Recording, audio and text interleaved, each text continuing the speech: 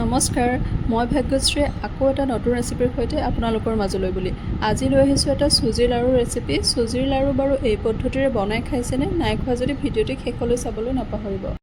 তাৰ কাৰণে লৈছোঁ 1 কাপ চুজি। চুজিখিনি এতিয়া পেন এখনত অলপমান ভাজি ল'ম, মানে চুজিৰ কেঁচা গোন্ধটো নোহোৱালৈকে ভাজিলেই হ'ব।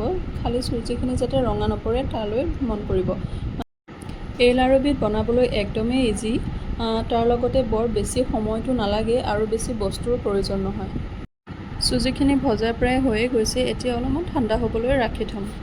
চুজিখিনি অলপমান ঠাণ্ডা হোৱাত এতিয়া এটা মিক্সি বাতিত লৈ অলপমান পিচি ল'ম। বৰ বেছি পাউডাৰ কৰিব নালাগে, একেবাৰে পাউডাৰ হৈ গ'লেও ভাল নালাগিব খাবলৈ। এতিয়া এইখিনি ভালদৰে পিচি এটা বাতিত উলিয়াই ল'ম। মন কৰিছে হয়তো চুজিখিনি মই বেছি পাউডাৰ হোৱালৈকে ৰখা নাই।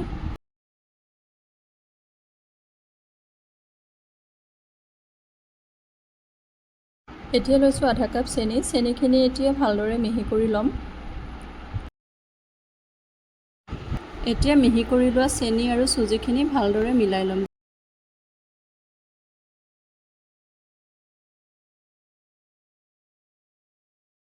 এইখিনি ভালদৰে মিলাই লোৱা হৈ গ'ল। এতিয়া লাগিব অলপ ঘি।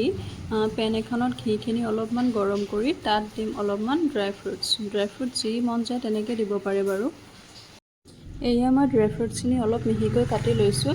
এতিয়া ঘিখিনি ঢালি অলপ টাইম লৰাই লৰাই ভাজি থাকিম।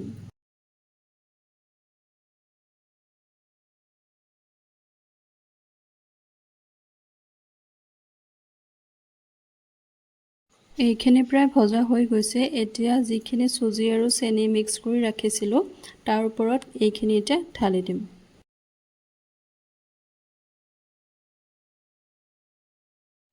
এয়া ভিডিঅ'ত দেখুওৱা ধৰণে মই এতিয়া ঘিখিনি মিশ্ৰণখিনিৰ ওপৰত ধুনীয়াকৈ ঢালি দিম। তাৰপিছত এতিয়া এখন চামুচৰ সহায়ত ধুনীয়াকৈ মিক্স কৰি ল'ম। যিহেতু গৰম হৈ আছে সেইবাবে চামুচেদি মিক্স কৰিছোঁ। যদি চুজিৰ পৰিমাণটো বেছি হয় তেনেহ'লে ঘিৰ পৰিমাণটো আৰু বেছিকৈ ল'ব লাগিব। মই বাৰু কমকৈ বনাইছোঁ। মিশ্ৰণখিনি অলপ ঠাণ্ডা হোৱাত এতিয়া হাতেৰে ভালদৰে সানি লৈছোঁ গোটেইখিনি। তাৰপিছত এতিয়া ইয়াৰ পৰা অলপ অলপকৈ হাতত লৈ লাড়ু বনাই যাম। যদি অলপ বেছি শুকান শুকান যেন লাগে, লাড়ু বান্ধোতে অসুবিধা হয়, তেনেহ'লে অলপ গাখীৰ ছটিয়াই ল'ব পাৰে।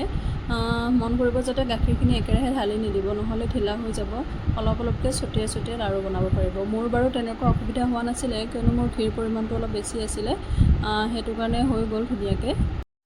এয়ে দেখিছেই নহয় ধুনীয়াকৈ লাড়ুবোৰ বান্ধ খাইছে। এনেদৰে এটা এটাকৈ গোটেইখিনি লাড়ু বনাই ল'লোঁ। আপোনালোকেও ট্ৰাই কৰিব, একেবাৰে সহজ হয় আৰু খাবলৈও বহুত ভাল লাগে।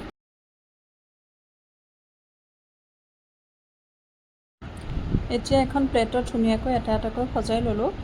যদি মোৰ ভিডিঅ'টো চাই ভাল লাগিল তেনেহ'লে মোৰ চেনেলটো ছাবস্ক্ৰাইব কৰিব, লগতে লাইক আৰু কমেণ্ট কৰি জনাবলৈ নাপাহৰিব।